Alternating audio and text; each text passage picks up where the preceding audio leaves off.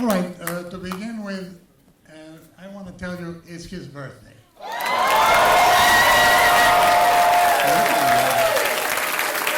So we are his gift. And Guillermo's my birthday present. Yes. I came out of a cake by eating it earlier in the day. So let's sing. Happy birthday to you. Happy birthday to you. Happy birthday, dear Adam. Happy birthday to you. And many more. Very good. Actually, in Australia, my birthdays are always crap because they're after New Year's Eve and everyone's hungover and you get a birthday present from the 7-Eleven. Yeah. You know. So this is the best birthday I've ever had. Well, you know, to begin with, I want to say, I'm here because I only show up for movies I love. And it really is, for me, your movie embodies all the possibilities of what I think the medium could be, in the sense that it's intensely personal, intensely artistic, it's a biography, it hurts.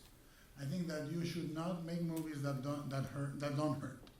You should only do movies that hurt you and others, because then you can heal. And it's a profoundly moving thing to see. To me, we should stop saying it's my favorite animated or not animated. It's one of my favorite films of the year. And let's not make that stupid distinction. And I wanna start by saying, because a lot of people that approach the medium with caution, either because they believe it's for kids or because they believe it should be used for kids, would say, why animation? And the answer to me is very simple, but I wanted to ask you about it. Well, firstly, you know, I always say that if you're not an emotional wreck by the end of one of my films, then I have failed as a writer and a director. But, you know, you said it beautifully a few years ago at the Oscars when you reminded everyone that animation's not a genre, that it's a medium. And for the last 28 years, through every film I've made, I've been trying to communicate this to audiences. In some countries it's easier than others. You know, countries like the Czech Republic and Estonia, where there's a long history of adult animation and animation that's not afraid to deal with challenging subject matter and not afraid of the dark. And I use the word dark a lot because one of my favourite quotes is, without the dark, the light has no meaning. Of course. So you do need to take audiences to dark places so that when the moments of levity come along, you're connected more. I think comedy too works better after tragedy. So I think laughter is a release of tension in many cases, and that if you show a very dark sequence and then follow it with something lighter, the audience are almost relieved that this light moment has come along. And that's what I'm trying to do with all my films, is get that balance between the comedy, the tragedy, and the light and the dark. And really all I'm trying to do is reflect our lives. You know, darkness is a part of living, and you know, we have highs and lows, and that's why I use the roller coaster in the film, because that's a metaphor for the highs and lows. But it is, I mean, let me start with a hot take, as the kids say. You know, I think your movies are absolutely life-affirming, beautiful, and full of humor. And they are that way because they understand the frailty, the imperfection, and the absurdity of being alive. You know, and I think if you follow the progression of that from your short to this film, basically you come to the conclusion that living is a compromise that is better than the alternative, period. And I think, is this a journey you have taken as a human being from the short to now? This absurdity and beauty of the everyday madness. Yeah, well, I try and get as much poetry into the films as much as I try and get as much philosophy. My films are very layered, obviously, they're very dense. My father, who was a vaudevillian, he was an acrobatic clown. And when I came out of film school, I told him I'm an auteur. And he said, "What's that mean?" I said, "Oh, it's French." Look it up. Yeah, look it up. And in Australia, we're very self-deprecating, and we he said, "Oh, you're a wanker," that's. But he said, "You know what? You're just like I was when I was an acrobat." I think your father was my father. Yeah. Well, my father was a clown, and he, like most clowns, he was a tragic clown. So he said to me, "Forget this auteur stuff. All you got to do is make them laugh, make them cry." And that really stuck in my head, and that's what I've really tried to do in a very simplistic way with each film, is have moments of laughter and moments of sadness and melancholy. I love that quote, Victor Hugo, melancholy is the happiness of being sad. Mm-hmm. And I never see my films as depressing or you said uplifting and life affirming. That's what I'm trying to do. And I get really upset, particularly young people who say, "Oh, your films are too depressing." I said, "Really? I really didn't. I tried to make them full of hope. And, this film has a happy ending. I could have quite easily left Gilbert dead and not bring him back. That would be depressing. But it did. It's getting that balance, because life is both. And you go right back to the Greeks, comedy, tragedy. It's just, that's how it is. And I think for too long, animation's been a little bit flat and formulaic, and as we were discussing over dinner, there's a long history of adult animation that's come from countries like Estonia and the Czech Republic and France, and I think Japan especially too, and things are changing, which is good. You say the Greeks, and I think that one of the things animation does, and is beautiful, is it can tonally, like if you made this movie live action, tonally the shifts and the outsized oddity of it would necessitate a mannered style. And what in animation, I think you said the Greeks, and you're animating the masks of classic Greek theater, and you're able to transit through all those tones much easier than you would in it could not be a live action film. It could not. No, and that's the beauty of animation, is we have, I get asked all the time, "Adam, when are you moving into live action films?" And I always reply with, "Well, no one ever goes up to a live action director and say, 'When are you moving into plasticine?'" And it's this sort of, the beauty of animation is we have all these, we get to have creative control, we have creative freedom, we get to play God.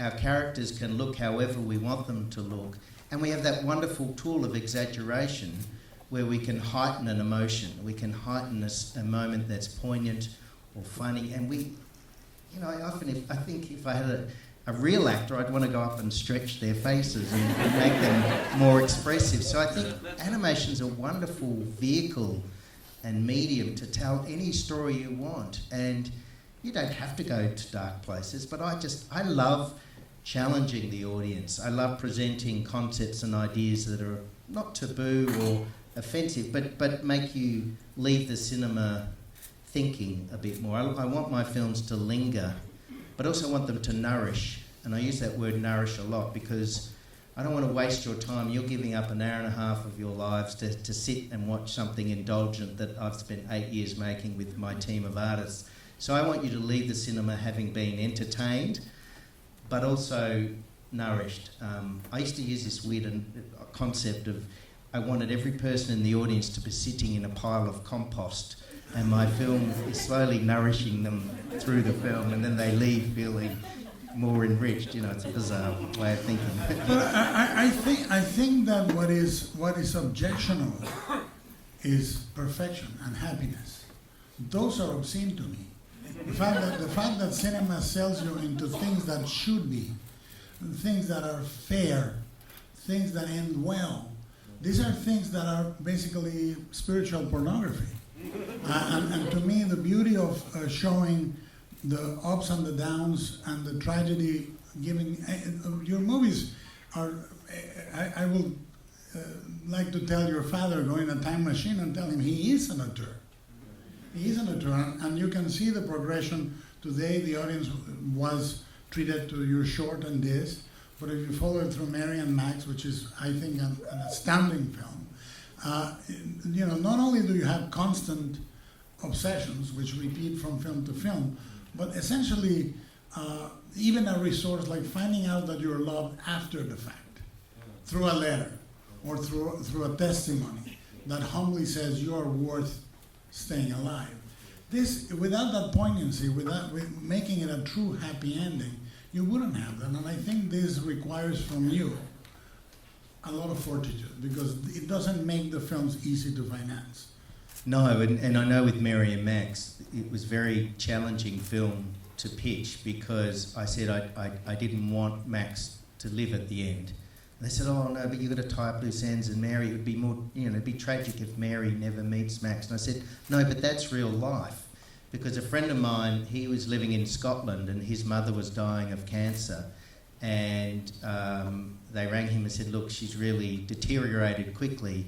You're going to have to get back from Scotland to Australia very quickly, she might pass away. So he got on a plane, came all the way back to Australia, got off, got a cab, and halfway from the airport to the home, she died, and he missed her death. Now, if that was a Disney film, he would have made it to the, like I said, that's life. Life is imperfect. And I use that word a lot because, and that's why there's kintsugi bowls in their form. I love that Japanese art form because it's all about celebrating imperfections. The scars, the warts and all. And that's a theme that goes through all my films, is we've got to learn to embrace our own imperfections but other people's. And I really get annoyed when people say your films are about disability, and I said, no, they're not. I never use that word, because I see every single one of us as having something about ourselves we wished we didn't have, a so-called imperfection, a flaw. And it's about embracing that and getting on with it and not trying to cure that, because this is just a part of who we are, and disability just is the wrong word, and it's never sat well with me. And people say, oh, you're exploiting, some people say, oh, you're making pity porn. And that really annoys me too. I said, no, I'm making films about my friends and family. These are all real people that are in my lives. And I want to tell their stories. And I always say that I could make a film about every single one of you. If I spent enough time with you and got to know you, I could find out all sorts of interesting things about you. And I just, unfortunately, I've probably only got 2 films left and I'll be dead. So, but I think everybody has an interesting story. But that is another part of your commitment. The fact that each of these movies takes 5 to 8 years to make, and the liberty to do them at that pace, with complete control, means that, the average animated movie in Hollywood is over $100 million. And how much does this movie? This costs $4. But that's why none of the characters have legs. but 4 buys you a lot of freedom. Absolutely. And the fact that you can then pursue what will tell the story properly, and not what will attract. When people say, well, who is the audience? And you have to answer, me, right? And whoever likes it. Yeah, selfishly, I do make films for myself, yeah, and my mother. And, I've always believed if you focus inwards and not worry about demographics and audiences and age brackets and all the rest, and just focus. They still fuck it up. Yeah, and I always get told, Adam, your films are not for children. Of course, don't bring, my films are rated R. But the irony is the films now get taught in schools all around the world as educational devices to teach about difference and acceptance. So, and that was never planned. Again, you just particularly with comedy, I just want to make films that make me laugh, and you just cross your fingers and hope they're going to make others laugh too. But one of the, from the first movie until now, for example, one of the most moving things is your nudes. The nudity in your films is so beautiful. I think, and that's the attitude towards not keeping up with pace, with being liked or accepted, or these are things that make you side with the characters, and they find salvation in books and on each other. Mm. That is so moving. Well, I love nudity too, because Yeah. I think Imperfect nudity, right? yeah, asymmetrical breasts and you know, again, I love. Actually, in the studio when we were making the film, we had 2 words that we would stick up on the walls: chunky, wonky. Everything had to look chunky and wonky and imperfect. And a lot of the prop makers had come from other studios where they're used to making things that are very refined and perfect. And you know, they would make something and show it to me for approval, and I say, look, it's too good. Can you drop it on the ground a few times? And can you dint it up? Because I wanted the aesthetic to be imperfect, but also it's celebrating the characters' imperfections and the nudity, which has gone through all my films. There's these motifs through the snails, nudity. It's again about, and you know, now that I've been making these films 28 years, I've begun to psychoanalyze myself, whereas years ago it was very intuitive. And so recently, well, why are there so many nude characters in my films? What am I trying to say? And so, in a way, the films are free therapy. I think you sort of become, you learn a lot about yourself as you get older making these films. And that's why I love motifs and repetition, and particularly in this film, the swirls of the snail. I just love that symbolism of life going full circle. So we crammed as many swirls in as we could, and I love symbolism. I love metaphors. Again, the films are very dense, and you know, I have these what I call my recipe books, my journals. And so when I'm starting a film, I'm going through all my journals looking for the ingredients. So for this film, I knew I wanted John Denver in there somewhere. And I knew I wanted guinea pigs mating. And so I found all my ingredients and not worried about the plot necessarily, and that hoped that the 3-act structure would eventually find itself there. And I do focus on the detail. It's almost a back-to-front way of writing. But you know, I love idiosyncrasy as well. What makes each of us unique? And I'm always observing people at airports and on public transport, and I'm always writing down things that I see and hear, and these become my ingredients. When you say that, you say the ingredients, and what is beautiful is most of the narrative that is pushed is that a good life is a safe life. A good life is a life that ends well. A good life is one where things are fair or corrected to be fair. And what I love about your movies is lives have to be very eventful. Yeah. You have to screw you in Denver, you have to dance nude, you have to burn a house, you have to, all this madness is what makes a life beautiful. Yeah, well, that's why I loved writing Pinky, because Pinky, she's an amalgamation of films like Harold and Maude, and I think Pinky's the person we all would like to become as we get older, where you don't care what people think anymore. You become a free spirit.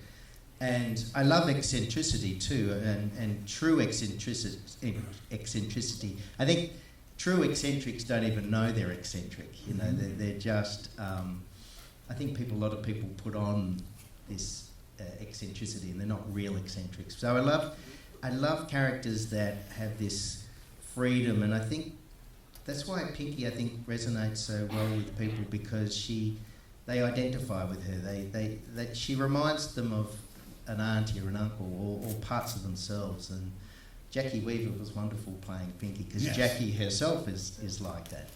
There's 2 things that come out from what you are talking about. One of them is, I think that when commercial movies write female characters, they either marginalize them or make them interesting only for one side of the audience, or they do the next cruelest thing, which is idealize them and make them heroes, whether they like it or not. And I think your movies, which are oftentimes two-handers, have incredibly messy and beautiful female characters.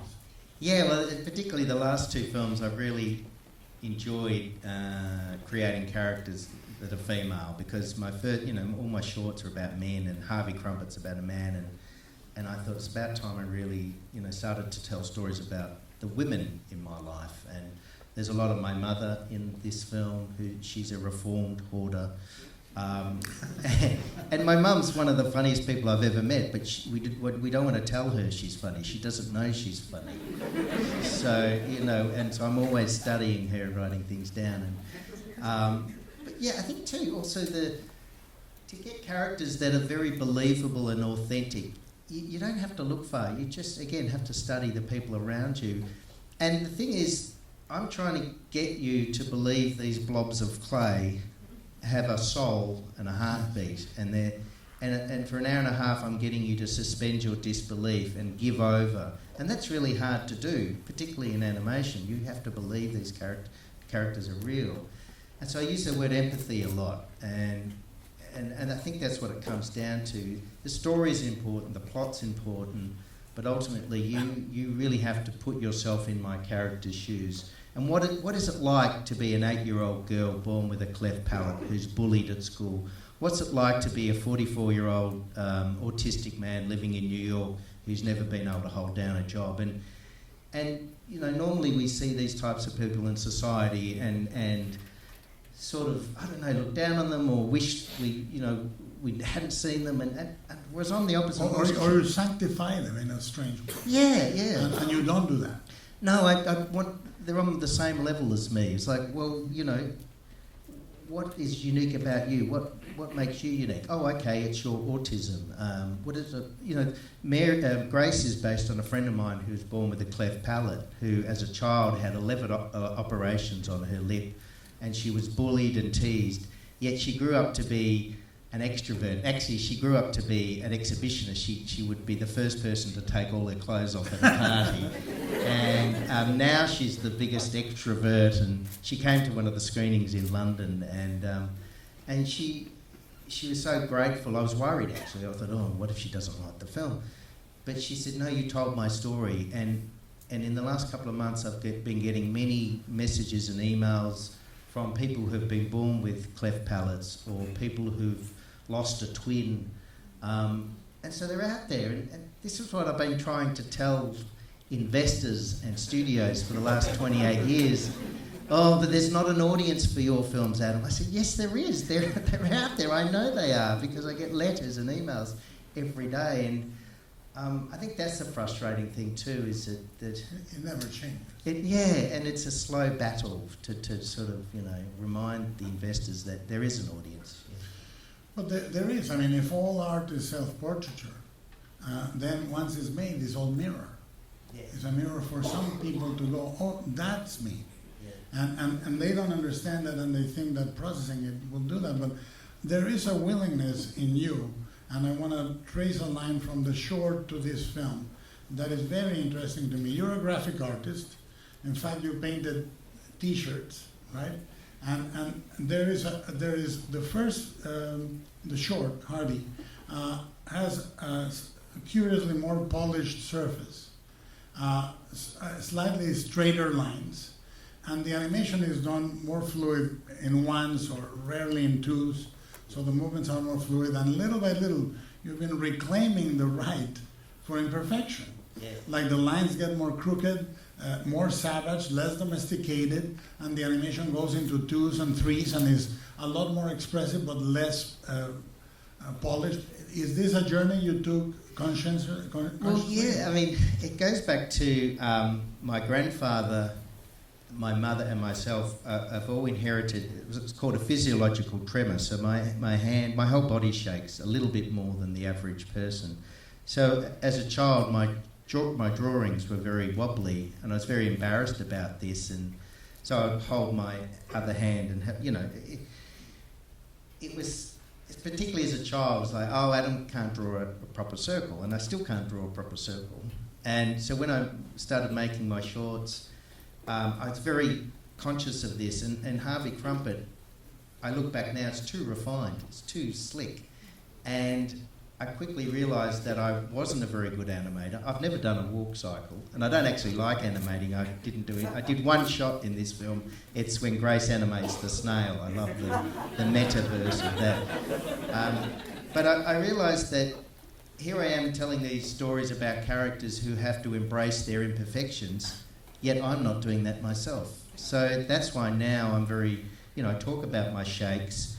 the characters are deliberately wonky to, again, to remind us all that, you know, you've got to embrace your imperfection. So something that was a lemon I turned into lemonade, and you know, I think all of us have something, as I said earlier, that we wished we didn't have. And whereas now it's like, well, you know, it's going to get worse. I look at my mother, who I've been spending some time with in the last week, and she can't carry a cup of tea, it all spills when she brings it over, and I think, oh, well, that's going to be me in a few years. But it doesn't matter, I've got animators I've got slaves now to make that film. So it's yeah, so that's where it all comes from, this physiological tremor. Well, but one thing that also has been a constant in your films from the short until now, you have amazing cast. I mean, the first short, Jeffrey Rush. Second is Philip Seymour Hoffman. And I mean, talk a little bit about how hard, how easy, or how willful it was to cast these people. Well, look, when I'm writing, I go and watch a lot of films with my eyes shut. So with this film, you know, in Australia we have a lot of famous female actors, Nicole Kidman, Cate Blanchett, Toni Collette, Margot Robbie, and they're all wonderful actors, but, you know, I would shut my eyes and listen to their voices, and they just didn't have Grace as what it was. I couldn't even articulate what it is I wanted in Grace. And I do that with every film. I just have to watch as many films as I can until some authenticity comes along.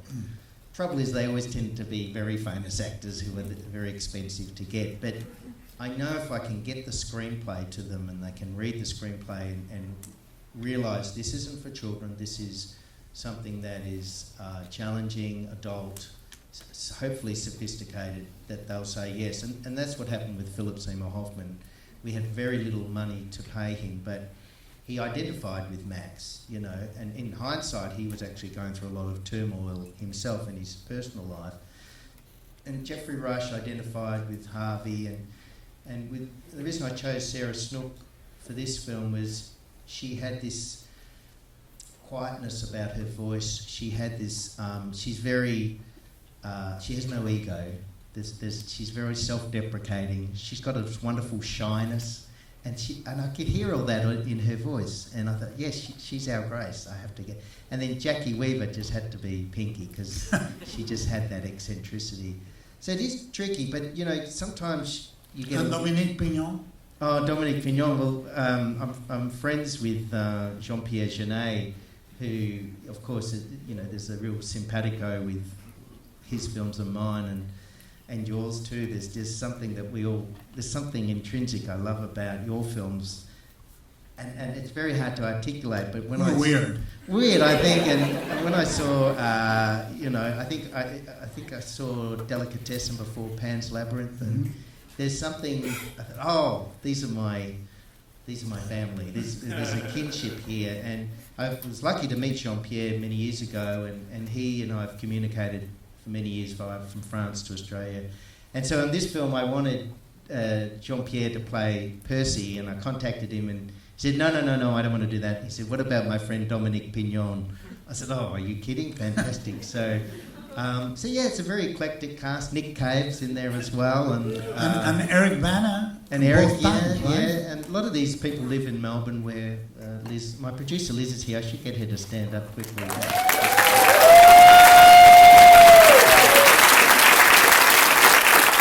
Liz helps me get all these actors, but again, I don't want to get these actors for their celebrity or their how shiny it is. There has to be that something about their voice, and that's tricky. Yeah.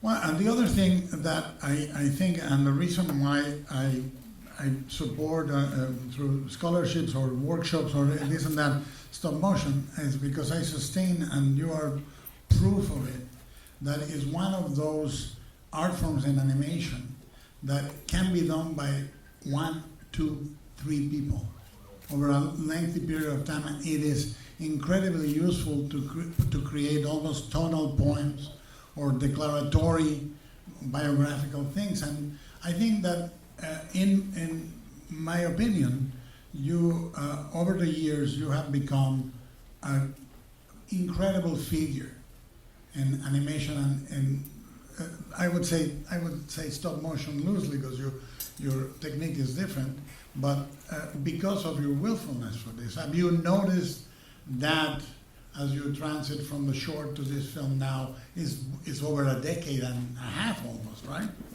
Yeah, it's been a long time, and when I first started out, I felt very lonely, and I've often wondered, why isn't anyone else doing what I'm doing? Because it's so much fun, it's so fulfilling, enjoyable, and it's all the things I love. I love making things with my hands. I love drawing. I draw every day if I can. It's my yoga. I love cinematography. I love cinema. I love lighting, and I love music and working with orchestras and all those things. So it's an amalgamation of all these delights and indulgences. But I always felt very lonely and had a lot of self-doubt, the imposter syndrome, and I still go through moments of that.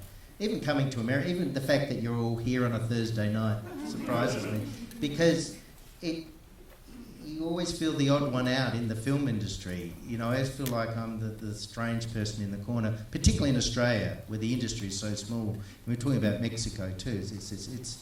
It's not like Aardman in Bristol and Leica in Canada and all these big stop-motion studios. We don't have those in Australia. So, I mean, I'm very lucky because in Australia the government give me money. My films are all financed by the Australian taxpayer, so we're very lucky to have an Australian government that supports the arts. But it is always competitive, it's shrinking. You know, we're about to probably go into a very right-wing government in Australia, and so the arts are going to suffer undoubtedly. So it's always a battle. But I think now at the age of 53, I don't feel as lonely, particularly this film. If this film didn't work, then my career probably would be over because the government wouldn't give me any more money, you know. So it's film to film, you know, that expression, you're only as good as your last film. For me, as an independent animation auteur, it really does ring true. I think art can offer ideals which are very dangerous. You're talking about kintsugi, and that's part of the Japanese philosophy of wabi-sabi, or the beauty of imperfection. And the other thing art can offer, which I think is more constructive, is absolution. You know, to absolve you for what life is and this and that. And I think that one of the things that you do that is remarkable is, especially in a time where the lines are being blurred so violently between what an image is spiritually and symbolically, and the tools that are supposedly doing a lot to democratize it, or whatever the term they want to use to sell us fucking AI, which is a lie. I mean, it's not what they want. They want money.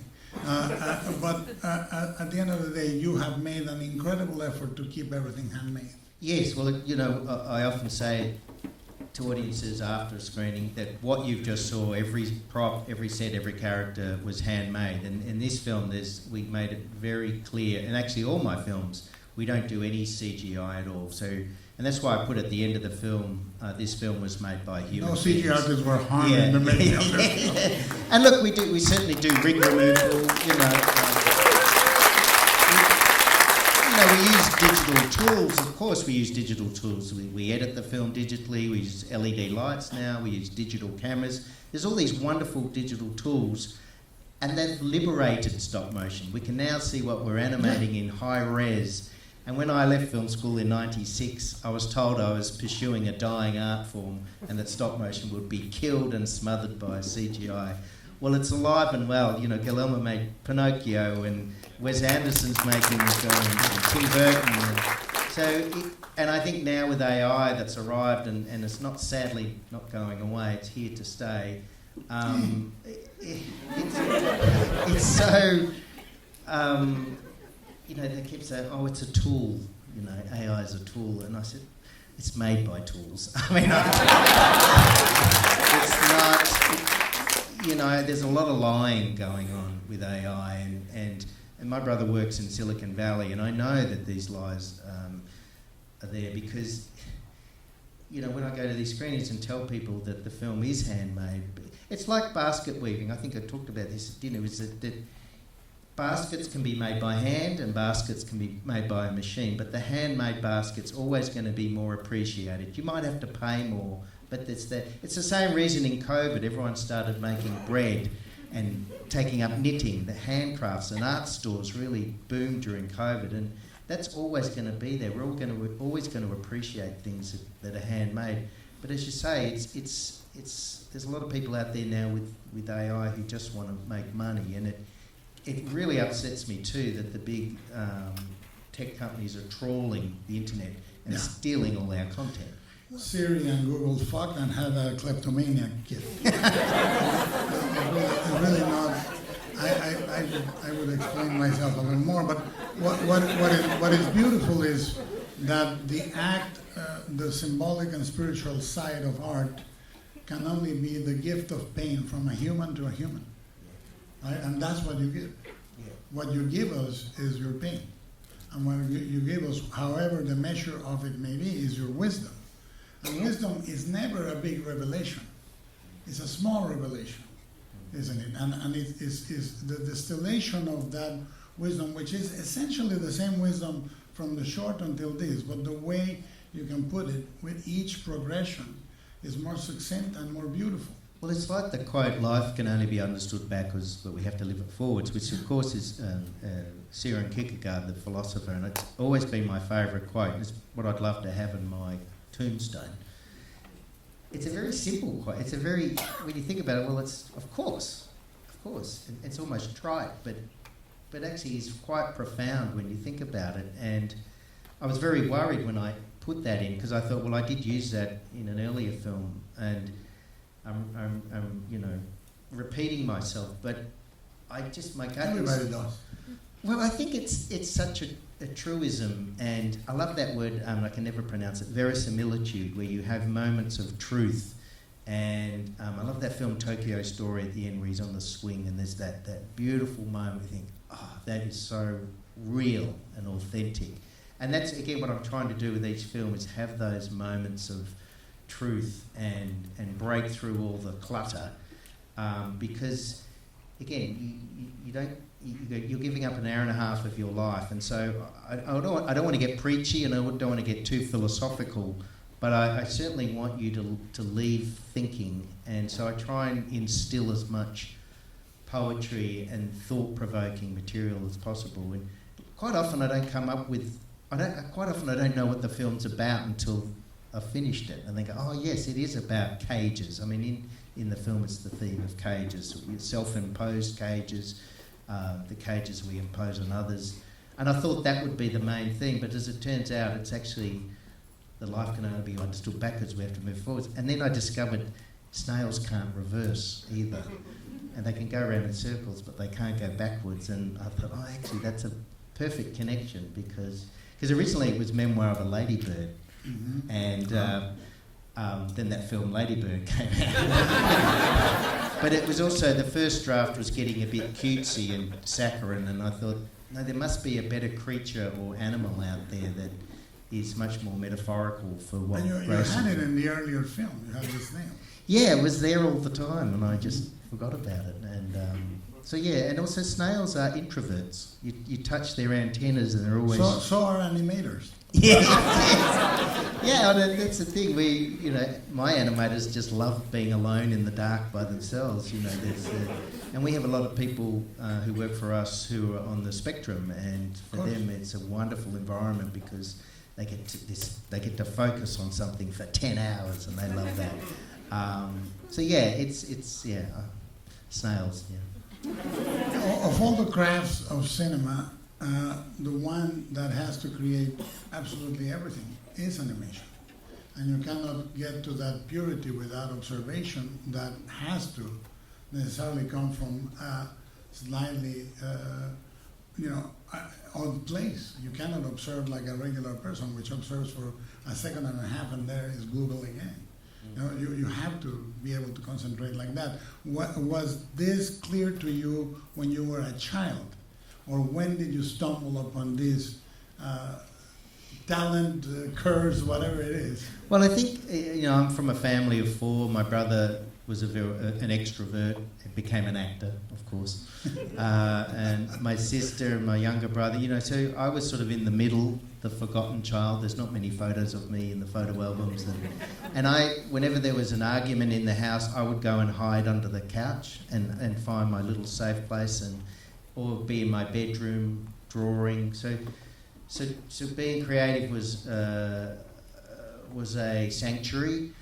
And you know, I always remember my parents would give me for Christmas a set of Derwent coloured pencils, and that was the happiest day of my life, because for a whole year I had all these coloured pencils and I could just spend as much time as I liked just going into the zone, you know, that zone that artists talk about.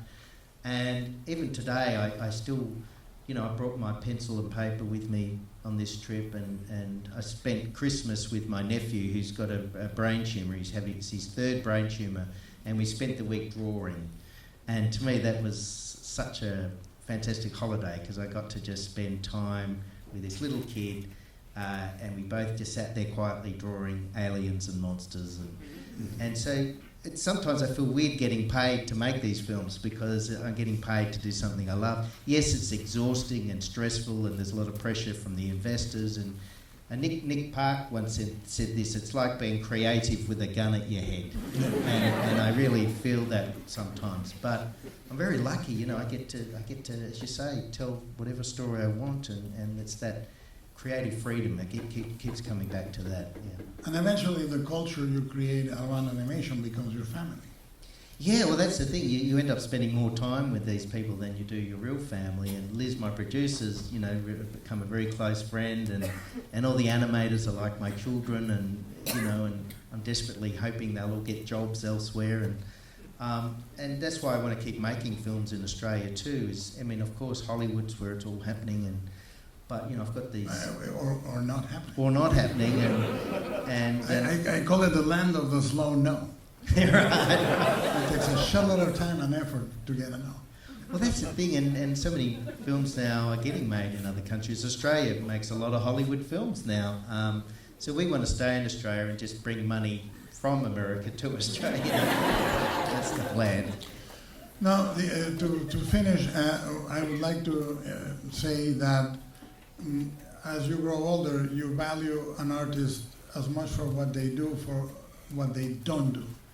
And I want to thank you for everything you do and for everything you stubbornly don't do.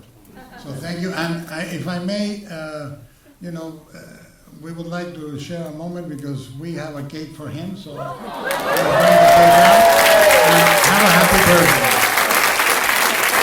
Thank you guys. Thank you for coming on a Thursday. Stay for the cake. There's not enough for everyone. And thank you, Guillermo del Toro.